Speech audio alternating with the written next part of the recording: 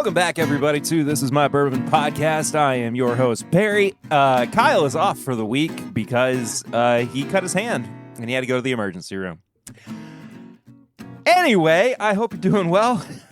Hope you've had a good week. Mine has been a little stressful. Been a little anxious. But that's okay. I'm good. I'm here. Got an interview for you this week to check out with Mr. Robbie Shoults, which I think you're very much going to love. I recorded that a little bit earlier this evening. And we kick off every episode with a segment known as Flying Blind, where I try something I have never had before or have had in the past and I'm unfamiliar with or need to refresh myself on, or we have a whole other way that we do it too. That's, there's different layers to there's different layers to how Flying Blind is done. But this week, I am doing a couple of bourbons that I have never had before that come from the Total Wine, and I actually don't know much about these. So what I'm gonna do is I'm actually going to pull up some information so we can learn together. But it's called Old Emmer. Holy moly, they've got some that is a toasted barrel. Okay. Anyone know much about Old Emmer? That's an insane sentence from a Total Wine employee. Okay.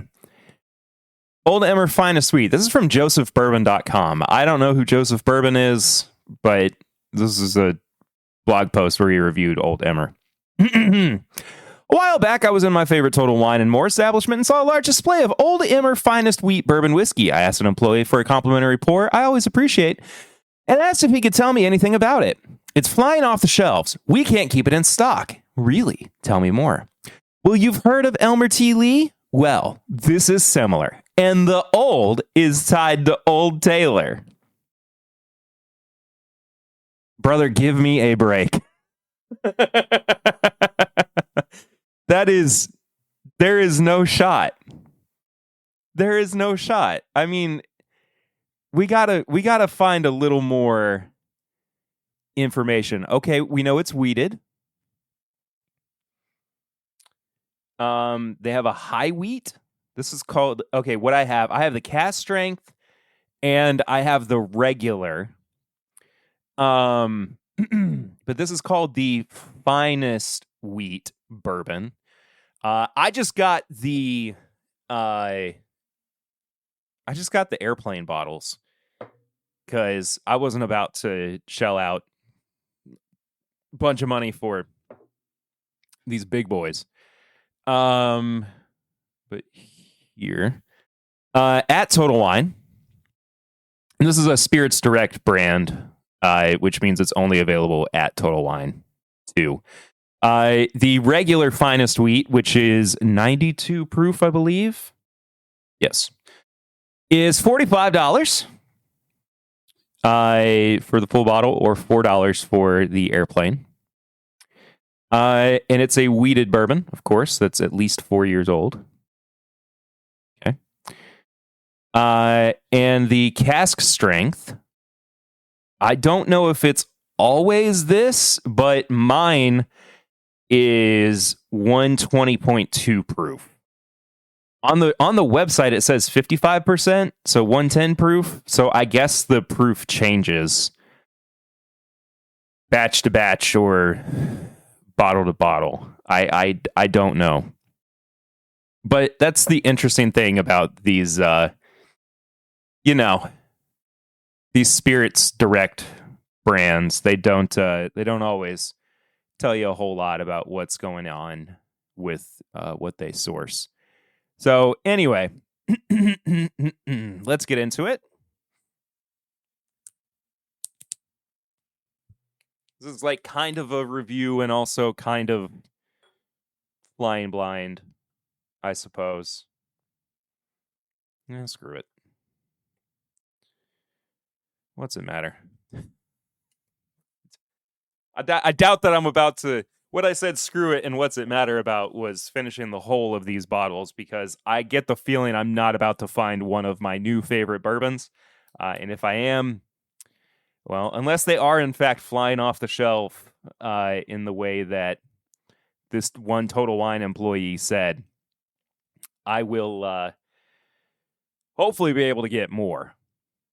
But anyway, we'll start out with the finest wheat, 92 proof, and see where we go from there. If I had to bet, I would say it's probably Green River, maybe Bardstown Bourbon Company. I don't know for sure. Those are just my guesses.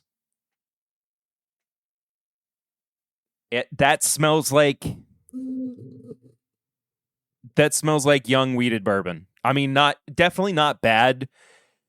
It's not blowing me away by any means, but it's certainly not like it's not lighting me up. It's got a little bit of like an ethanol gasoline note on it that not crazy about. Not gonna lie. All right. Cheers. I mean, it's perfectly serviceable. It's crazy that for it being non-age stated and sourced, it's $45. I would have a hard time paying that much for like a full $7.50.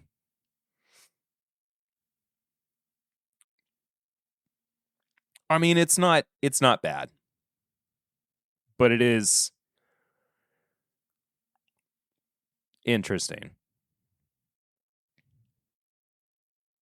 Strawberries, cream,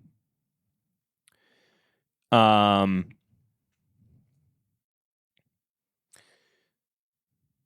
bit of like burnt peanut, some slight toast. Good, not great. We'll see what the cast strength has to offer. Okay, now this I like.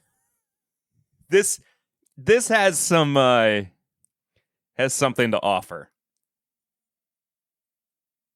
It's a lot more robust. You really are picking up on more of the barrel. The fruit is much more pronounced as well. And there's a hint of confectionery sugar on the nose, too. Okay, the palate's not great. It's not terrible, but there's something weird happening. What is that? It's almost metallic.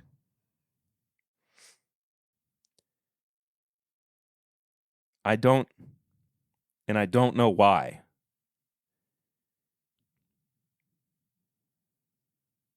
It's definitely not reading as cask strength. It's 100% not reading as 120. But as we've, established recently, my internal proofometer is not exactly the most accurate, nor does it function very appropriately. So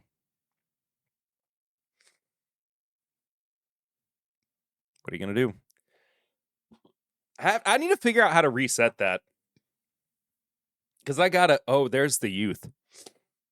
I finally picked up a little bit of the youth on there. Oddly enough, I think I like the lower proof better. But that being said, I'm not crazy about either of these. I still think what is the name of it?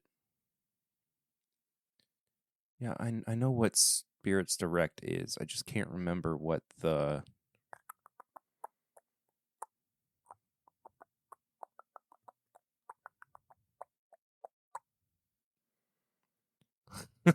This is a good review for. I think I've done this before, but it's always fun to look at the bad reviews. Let's go by. Come on. Oh no, I want to go lowest to highest. Okay, this is the one that made me laugh. This is a review on the Total Wine website. This is from Graybeard0713. He's a verified purchaser. I think he's in Arizona. I don't know. I can't tell. 1 star, thumbs down big time. This was actually from 6 hours ago. So Graybeard purchased this the day that I was recording and or reviewed it. But it's very prescient that they put this review up. Not my shot of bourbon, too much burn, no flavor. I wouldn't say that. I just don't think it... I mean, it has flavor. I don't even know if it has like too much burn. It does that thing that I talk about where it's boring, not bad. And I just would much rather it be bad than boring. Oh my gosh. Cherries of cherries, 1 star. Nope, pull out the Tums. One review said this was a good bourbon for those starting out to try bourbon. That's a lie. This will turn you away from bourbon or whiskey if you don't already like them. I was looking for something to make an old-fashioned with, but I wanted to try something new, so I asked one of the guys in a white shirt for input. I told him I normally drink Bullet. I'm looking for something smooth and maybe on the sweeter... They wrote like a friggin' book about this. He suggested this and I took his word for it. Where I messed up was I didn't look at the alcohol content. No kidding. Bullet is 45% and this stuff, I think, is 56%. Made an old-fashioned Christmas Eve for my brother and dad without trying the bourbon yet. And when I went to make mine, I was surprised they were more excited about it. Then I took a sip of my drink and I about choked. It was like rubbing alcohol in my throat, and this had simple syrup, bitters, orange, and cherry in it. And it was chilled in the fridge and over ice. Oh, cherries of cherries. That's when I noticed the difference in alcohol content. I don't know why he recommended something so high when I told him I like when what I told him I like is so much lower. I like bourbon. I drink it on the rocks. I would not recommend to anyone unless they know they like a high alcohol burn, which some people do, but I'm too old for this. I was grabbing Tums. It was so bad. LOL, no thank you. Wasn't looking to drink soap. Thumbs down, needs more age. I think that's probably my main complaint, that it's it does feel just a little bit young. It doesn't. It feels a little unpolished on the cast strength version. But there's something about the 92 proof where it's a little bit more rounded out somehow.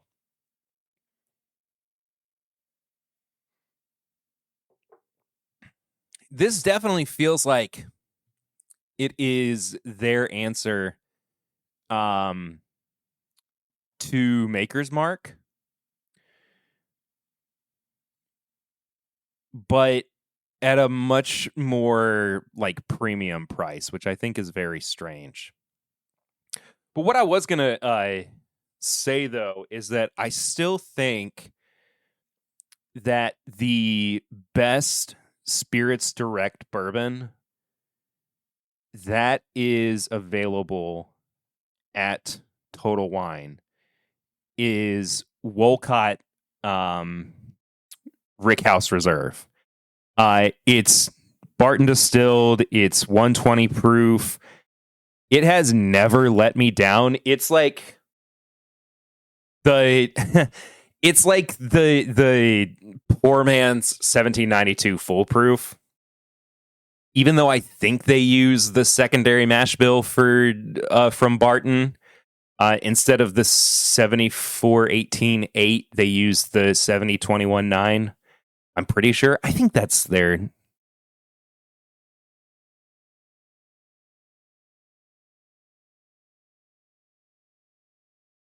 Oh, sorry. 75-21-4, not 70-21-9. I think that's what they use for this, 75-21-4. I could be wrong. I think that my Daily Bourbon Chad has confirmed that for me before. But regardless, I would definitely recommend the Wolcott Reserve. Over, I might do a stream on this. They've got a cask collection trio, which is just 3 little 375s, and it's their small batch at 90 proof, a bottled in bond, and then the Rick House Reserve. I might do a stream on this, or maybe just a full blown review on an episode of the podcast. That would be pretty easy to get both Kyle and myself. Anyway, I am rambling, and I don't know why. Maybe it's because it's the end of the day and my brain has shut down. I'm not entirely sure. But overall, Old Emmer, it's fine. I'm not getting this again. I'm getting Maker's Mark well before I'm getting either of these. So, real quick, what have I been drinking recently? I'll tell you that I have been I've been drinking on more of these New Riff picks that I picked up from Liquor Barn for my stream last week. Some of these random rare character single barrels from old Chad, of course. I think I'm gonna do a stream soon highlighting the first batches from, that is an ultra high wheat mash bill. Highlighting the first batches of rare character what do they call it?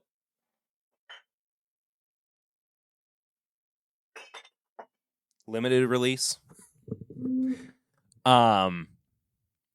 Because I have the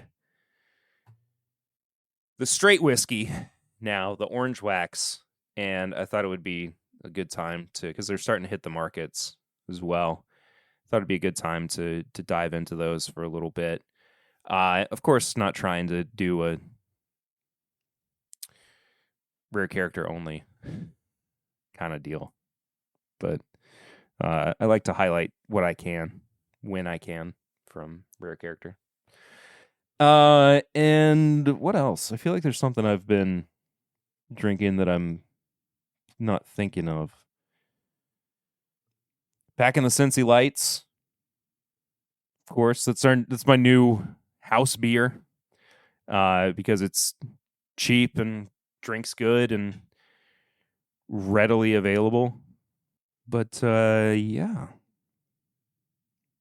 think that about does it.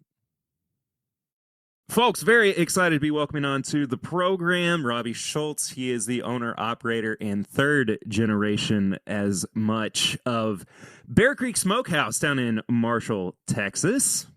Robbie, very good to have you on the show. How are you, buddy? Perry, I'm doing fabulous. Thank you so much for having me, brother. Of course, man. I normally kick off episodes, and I'm slotting this into the middle of it. But I ask myself the question, or my co-host the question, what have you been drinking recently? So I'm going to ask you that. It doesn't have to necessarily be bourbon. It can be, just about whatever. But Robbie, what have you been drinking recently? Well, I'm going to tell you, the most recent thing was a big old sweet tea, because that's my weakness. Every day. I don't drink coffee, but sweet tea is my go-to, for a little bit of caffeine. Oh, I see what you're sipping on, brother. I had to pour a little what is it? New Riff rye. Okay. There's a 6-year single barrel that I grabbed from Liquor Barn up here. Nice. And I just needed a little, just got done with work and needed a little something to little pick me up, right? Yeah, exactly. But that's perfect. Let's talk about first and foremost your work with your family's business with the barbecue. Third generation, of course. Yeah. What talk about the origins of it, at least how that got started. Well, brother, we are in our 83rd year, so I've got a lot to talk about. How long do I have? Just kidding. as long as you want. As long as you want, Robbie. The floor is I'll yours. condense it down. So, my granddad and grandmother, his dad actually bought all the property out here in deep East Texas back turn of the century, and it's still in the family and everything. And coming through the Depression and the Civil War, they were trying to figure out how to put more food on the table. They were raising cotton and corn, had hogs and cattle, and all the good things you do out on a farm. And anyway, he had an uncle that was an ag teacher out in Grapeland, Texas. He recommended that he start raising turkeys, because with a turkey, you could put more pounds of gain per pound of feed fed than you could on hogs and cattle. So he decided in 1943, he and my grandmom got, I think, about 640 baby day-old turkeys, and put them in a well shed, and Holy they moly. grew those. Yeah, they grew them out. They didn't know what they were doing, and but they, it was hard times, and they figured it out. And so for the first few years, they raised turkeys in addition to all the other farm operations they had going on, and they would sell them. But it was very seasonal. That was during like Thanksgiving and Christmas. But Perry, it's so funny because my granddaddy would tell me stories back in the day. The little ladies from town would come out, and they would actually bring their roasting pan, and they would be like, they'd be walking through the turkeys, and they'd say, my granddad's nickname was Hick. They'd say, Hick, I think that one will fit in my pan. He'd say, yes, ma'am. He'd go catch it, chop its head off, clean it, send it back to town, or he'd put it in a tow sack and send it back live if they wanted to do it themselves. I'm sure there was an That's amazing. cleaning. Right. But yeah, so it's progressed over the years, and so smoked turkey is the one that brought us to the dance, very seasonal. And so over the years, we've added hams and bacon. We do all types of sausages, pork tenderloin, smoked chickens, all good things, smokehouse, And anyway, so, we've, this is our 83rd year. In 2018, November of 2018, we opened a big new general store and event center and put a barbecue pit in. It was probably the dumbest thing I ever quoted. Here's the deal, Perry. You got to listen to this. I'm walking back there on clay back there when we're putting this last edition on. I told my brother-in-law, I said, you know what? Let's get one of those big smokers from down in Georgia, bring it over here, and let's serve barbecue out of the general store, because Right. we've been in the food business forever, right? Yeah. And so I thought, let's do barbecue, and we'll do like a dine-in thing. And I said, it ain't going to cost that much to do it. It ain't going to make us or break us. And I'll be dying if it hadn't helped put lots of icing on the cake, brother, because if you've got good barbecue, people will come. They will come from miles around. I'm telling Absolutely. you. Absolutely. They will. And this is, I don't know what you got up there. It's kind of like maybe a Cracker Barrel on steroids or something like that. Okay, fair. Yeah. We've got the big general store, but we've got lots of room in the back. We can seat several hundred people. We got the pit room that's so cool that I can't wait to show you if you're ever in Texas. I'll take you on a ranch ride and everything else. So, but the general store, it's got stuff in there from infants all the way to, we have people celebrating 90 years of life here on the earth. They come out here for a birthday party or whatever. And it's just a place that everybody loves. And it's fabulous, man. So how much do you all still incorporate turkey into your menu? Well, we have turkey every week on the menu. It's a turkey that we smoke on the pit back there. So it's a little bit different than our big commercial smokehouse ovens over in the processing. Sure. There is something about the communal aspect of barbecue, just bringing people together, where it's easy to do in some ways, but also it's easy to mess up too. Yeah. Like it takes a lot to make really, really good barbecue. What was passed down to you as the single most important lesson about creating good barbecue for people? Well, I'm going to tell you something my dad told me, and it still sticks with me today. I lost him back in 2017, so he never got to see the big new general store and the restaurant, the barbecue pit, and all that back here. But and let me for just a moment pay tribute to my grandparents and my parents for laying Absolutely. this solid foundation for success on into the future, because we never could have done it without them and everything. But one thing my dad said to me, Perry, was he said, always remember when you're making food, every spoonful of it gets condensed down to one bite. He said, you make sure you make every bite count. I absolutely love that. I mean, because Yeah. people do, I think about this even when I'm eating, just, that 7-minute window, all that time and effort that went into making it, it goes by so Yeah. quickly, Yeah. but it's so important to, to so many people. And it does just feel like, for 7 minutes, nothing else matters. Yeah. Yeah. I hear you. It's just beautiful. It's just beautiful. Yeah. I hear you, but it's Perry, we're passionate about it. Uh, I'm the third generation. My son runs a processing plant over there.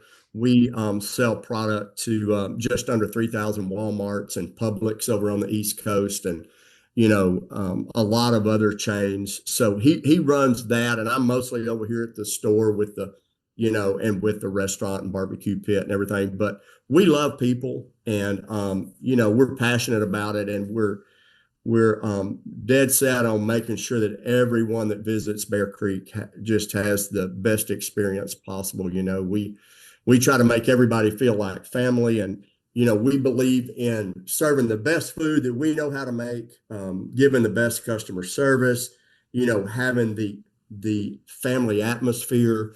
The scenery around us out front, we've got a pen of big Texas Longhorns out there that you can get feed in the store and go out and feed them through the fence and that kind of stuff. So, it's just a great place. City folks like to come out here. It's just kind of a little day. There's still a certain mystique about the country, Of course. that Yeah. is people want to get a little taste of, and as a Shoults, we're happy to share a little taste with everybody what we get to enjoy every day. And sometimes, I hope we don't take it for granted, but sometimes I feel like we do, because it kind of gets to be a grind sometimes. But I had some people from, let me see, they were from Italy or Spain. I can't remember. They were out. Oh, wow. They spoke kind of broken English, and I got them in my King Ranch and got them in my truck and took them on a ranch ride. And they said, oh my gosh, this is like living on Yellowstone. They said, did you do this every day? I said, I do it about 3 times a day, ma'am. Anyway, but they love it. And, we love giving those little personal tours and that kind of stuff to people because we've got a world map down there. We've got people from all continents that have visited, and it's just, we're blessed, man. Yeah. It's fantastic. And sharing that, I have that same feeling about Kentucky too. Just being able to share it with people is such a treat. It really is wonderful and something that I treasure whenever anybody from out of state comes and visits. And I imagine too that there was something that got kind of like neatly wrapped up in sharing Bear Creek and sharing your family history with the cookbook too, right? Oh yeah. Right. Yeah. It's Food, Family, and Faith. Bare Bottom Bliss, 5 Generations of Food, Family, and Faith. It's a great book, and it's got pretty much all family recipes, or maybe we've got a few friends in there, but even all the way back to a great grandmother. And but it's a fabulous book. It's got lots of recipes, and I like to call Texas tall tales in there that are actually true stories from out here on the ranch, about when I was a kid, or experiences my dad had or whatever.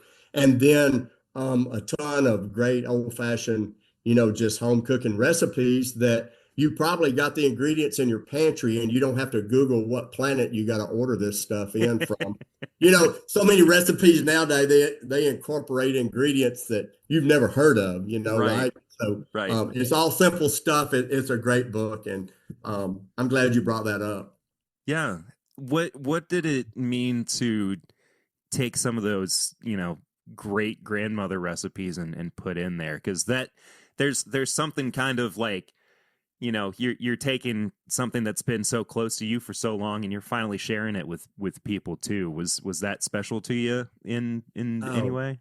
Oh, absolutely. Yeah, it was. And just to be able to share with other people some of the things that I grew up on and, got to taste growing up and, all through my life. And maybe I don't get to taste some of them as much anymore because my Right. grandmother and my great grandmother and all of them are gone now, but Sure. it's a nice remembrance and kind of a memorial to them to be able to share those recipes.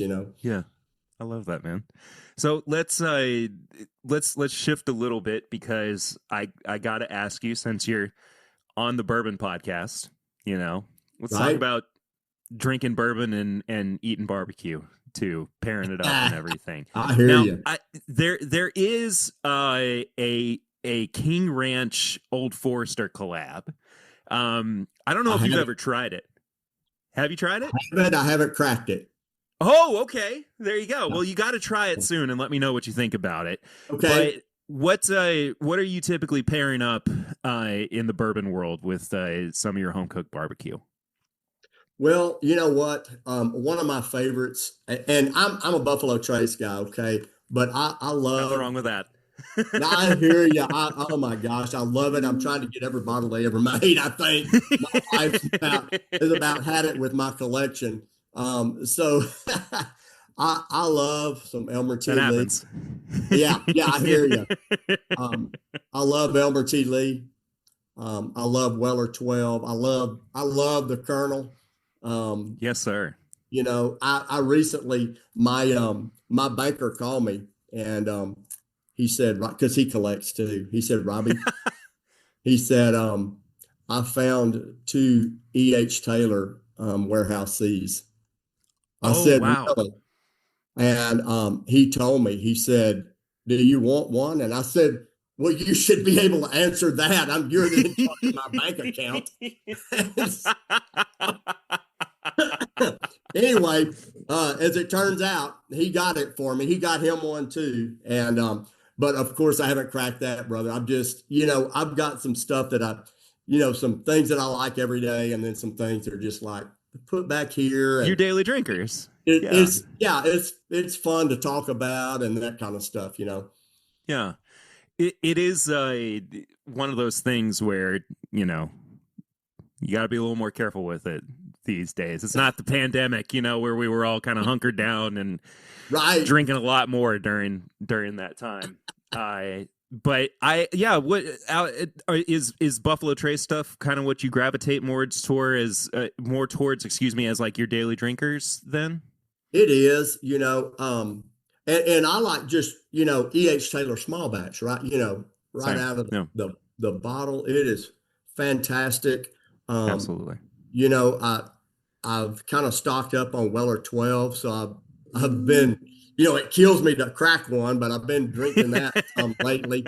But I love that rainbow. There's some other ones I really want to try. I want to try that white label and the the blue label and the orange label and the red label or maroon, whatever you call it. I'm gonna have to send you some samples sometime then for you to try, because I don't have the entire array of Weller products anymore, but I've got friends and family who've got them, and they'd love to send some stuff down your way to try, because yes, sir. It's all about sharing the wealth, So my daughter, I got to tell you a quick story. My Absolutely, daughter, all the time in the world, who is 40, she calls me. She said, Dad, she's like a club in one of these stores over in Longview. And she said, I got picked again this year to go in and get an allocated bottle. She said, we're in the top 10, I think is what the lady told me. So we get over there. She takes us in the back room and I'm looking around there, and there is an Old Forester birthday bourbon sitting on the shelf. Oh, Oh man, I found it in the wild, brother. And so yeah, I grabbed that and got out of there. It was great. But I tell you what, I made some good connections at a lot of the stores around East Texas. I'm gonna tell you, brother, there ain't nothing a rack of ribs won't get you in one of those spots. And I have been known to bribe a little bit. There is nothing. I'm not gonna hold that against you, Robbie, at all. No. There is nothing wrong with that in the slightest. No, it's not. And I'm telling you, it gets a little access here and there. I'm gonna try to show you this. This is my room right here. Now that is fantastic. Isn't that cool? I got an Axis buck hanging up in the middle there, and anyway, you can see on this side there's the rainbow, and I got another rainbow over here. And then, anyway, I don't want to bore you with it. You know what it's all about. No, you're not boring me at all, brother. You're talking to the bourbon guy with the Bourbon Podcast. I hear you. I hear you. And I know my palate is the right show. My palate is not near as discriminating as yours, but we got to get together sometime. My friend, bourbon and barbecue, man. It's perfect. I have gotten to the point in my bourbon drinking journey where I try not to discriminate, and I would much rather just drink what I like, and I don't care what other people, if they enjoy it and it's good, they may as well, like it. If it ain't hurting anybody, what's the harm? I hear you. I did notice that little like old vintage bottle of Taylor sitting in the middle of your let bar me pull there that back up. Let's too. See. Oh, you know what that is, brother? Let me pull that back up. That's out of an old bar. It's an old Granddad. Oh, is that Granddad? Oh, okay. And it looks like it, but it's a giant bottle, and it's in a wooden rocker. I love that. Reflecting. I can still make it out. Yeah. But it's so cool, and it's still full. I mean, it's been cracked, but had some people over a while back, and we tilted it, man. We tilted it. Have you seen that Jack Daniels has a 3-liter bottle out now? And no, I haven't seen it.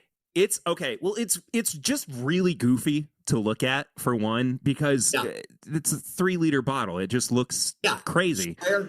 But it's the same. Okay. It's the same exact thing, but it's just huge. Yeah. And it also comes with one of the rockers, because I mean, when are you ever gonna pour a 3-liter bottle other than, when you feel like your arms are probably going to break off every time you go to do that. But anyway, it's just funny because that felt like something that was a thing of the past. And here's Jack Daniels, bringing it back. Yeah. It's so funny, but that's awesome. I like that. So this old Granddad's really old. I don't know how old it is, but it was in a friend of mine. It was his granddad's. It was in his lake house, and he wanted me to have it. So that is so cool. Thank you. I love that. I appreciate that. Yeah. Well, my grandparents were more Scotch drinkers than they were bourbon drinkers, but after they both had passed, my dad and I went into their liquor cabinet and found a few old dusty bottles, and there was a Wild Turkey 101 8-year in there that we still go back to every now and then, and take a couple hits off of. But it's those old bottles that I that you, once they're gone, and you have to cherish them a little bit, for sure. But were your grandparents much whiskey drinkers at all, or were they? My granddad a little bit, not my dad so much, Yeah. We were in Alaska one time, me and my dad moose hunting together, and the day he got his moose, the night in camp, he took a little pull off some old Yukon or something like that, up in Alaska. Anyway, he was happy, but it was nice that was a nice memory of him, Yeah, that is nice. I love that. Well, Robbie, I appreciate you, brother. I don't want to take up too much more of your time, but where can people find you on the internet? I know that you've got your all's products too in stores. So what's the brand as well for people to look out for? Well, it's Bear Creek Smokehouse, and you can find us on the on the internet, bearcreeksmokehouse.com. We have our store up there, and then if you want to follow us on Facebook or Instagram, it's Bear Creek Smokehouse. You can keep up with the latest and greatest things that's going on in downtown Bear Bottom, Texas, baby. I love it. Robbie Shoults, thank you, Yeah. brother. Appreciate thank you. Thanks for having me. Of course. My thanks again to Robbie Shoults for. I'm gonna redo that Patreon because stupid microphone arm is being very squeaky. I need to either get a new microphone arm or figure out why this is so squeaky.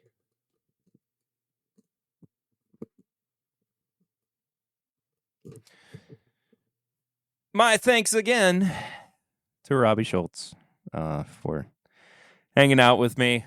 Great conversation. Wonderful dude. And I am looking forward to sending him some whiskey for him to try. I think it'll be a fun time.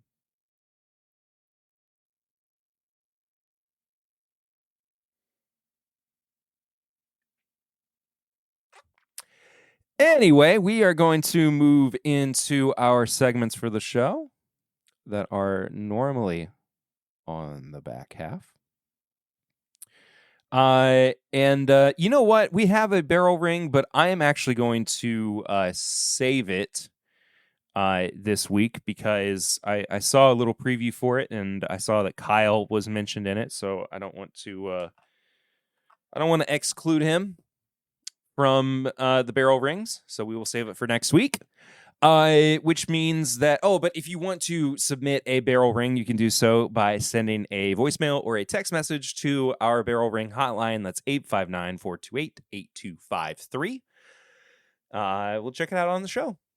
It's always fun. We've been doing barrel rings for a long time, and sometimes we have a bunch, sometimes we have none. But get your voice on the show, because you can be heard. And also you can leave ratings and reviews on a podcast app, and I'll read it out here. The best way to do that is the Apple Podcast app, and I'll check that out right here. But I'm doing like a weird array of plugs when I don't mean to. Excuse me.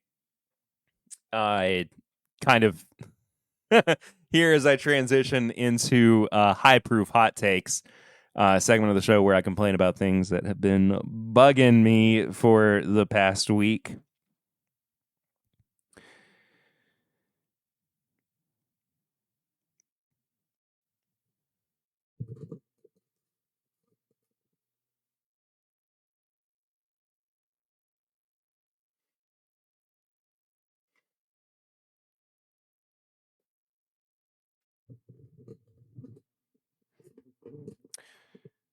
It's a video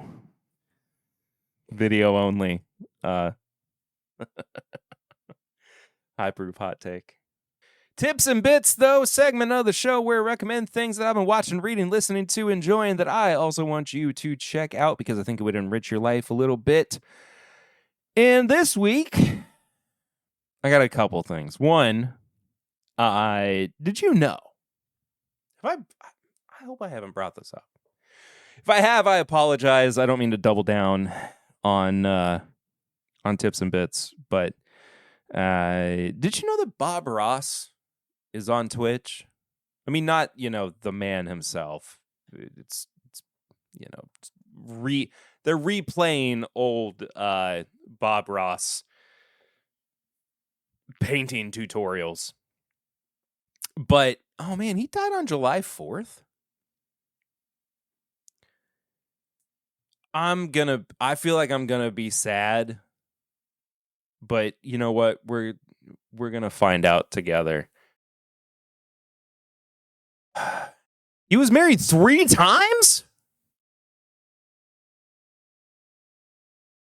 A child he fathered from a relationship he had as a teenager. Bob.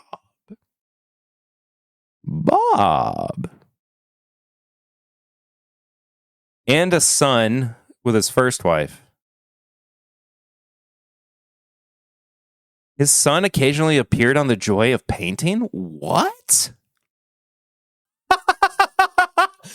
Bob Ross was a player? What? Ross and Ridge's marriage ended in divorce in 1977, allegedly due to Ross's infidelity. Ross and his second wife, Jane, had no children together. In 1992, Jane died of cancer? In 95, 2 months before his death, Ross married for a third time to Linda Brown. He was very secretive about his life and had a great preference for privacy. Some of only a few interviews with his close-knit circle of friends and family can be found in the 2011 PBS documentary Bob Ross, the Happy Painter. I've never watched that. I would like to do that. He's protective of his intellectual property and his privacy to this day. Or Bob Ross Inc. is. Sorry. Ross was not a member of any specific organized religion. Okay. Death and aftermath. This is what I was going to say I might be upset about. A cigarette smoker for most of his life. Ross had several health issues, or health problems, rather, over the course of his life and expected to die prematurely. He died at the age of 52 on July 4th, 1995 in Orlando, Florida, due to complications from lymphoma. He had been diagnosed with the disease several years prior. At the time of his death, he had prepared 7 paintings for a potential 32nd season of The Joy of Painting. The remains are interred at Woodlawn Memorial Park in Gotha, Florida. Okay, well, what I was just saying is that I was going to be bummed probably about how he died. But he had lymphoma. And that was it. Anyway, but you can just go on Twitch and they have restreams, I suppose, of old Bob Ross Joy of Painting episodes. And it's just a nice way to, relax sometimes. What I was also going to recommend is, I don't know, like the way to like enter into this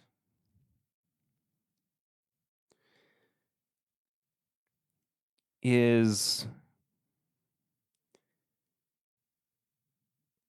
encouraging people to be a good listener, I suppose, when they come to you with something and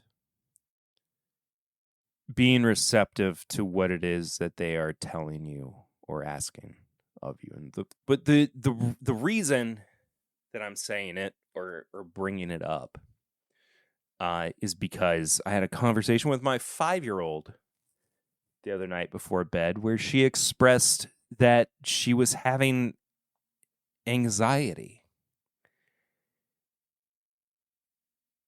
And as a dad who has dealt with anxiety for his whole life, I was like, okay, we're dealing with this together now. Like I was here for her and just ready to help her handle it. And there is something so profound that I think people sometimes are not ready for when you show up, when they do start talking to you